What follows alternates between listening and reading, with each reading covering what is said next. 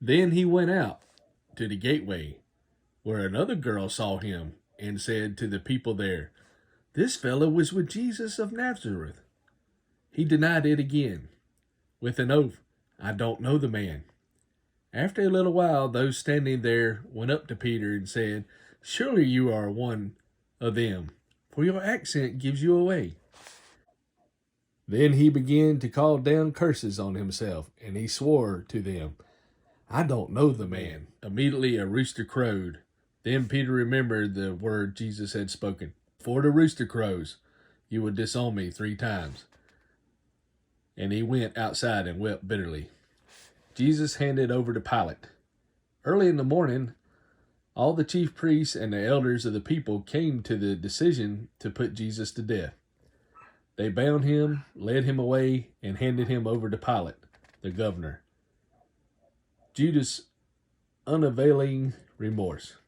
When Judas, who had betrayed him, saw that Jesus was condemned, he was seized with remorse and returned the 30 silver coins to the chief priests and the elders.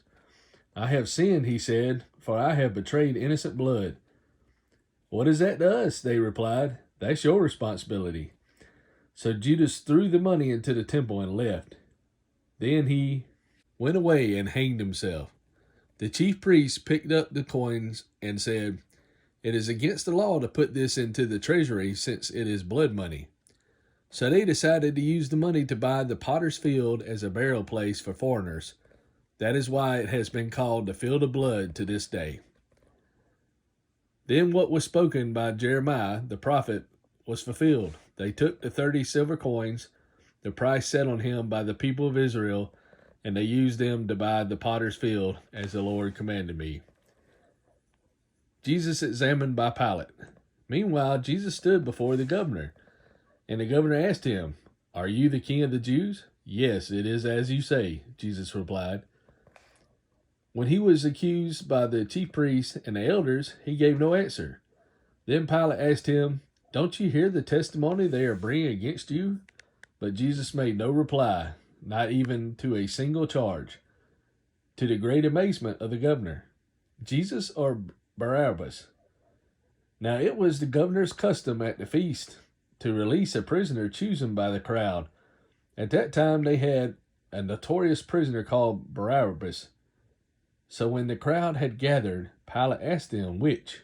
Regarding the alleged discrepancies in these accounts, it should be said that an excited crowd had gathered and Peter was interrogated in 2 places, with the guards, where the first charge was made, and in the porch, where a great number of people would be gathered. Here, the second and third interrogations were made by another girl and by the crowd.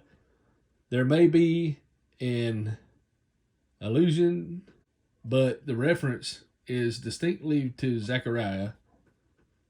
A Talmud tradition states that the prophetic writings were placed in the canon in this order: Jeremiah, Ezekiel, Isaiah.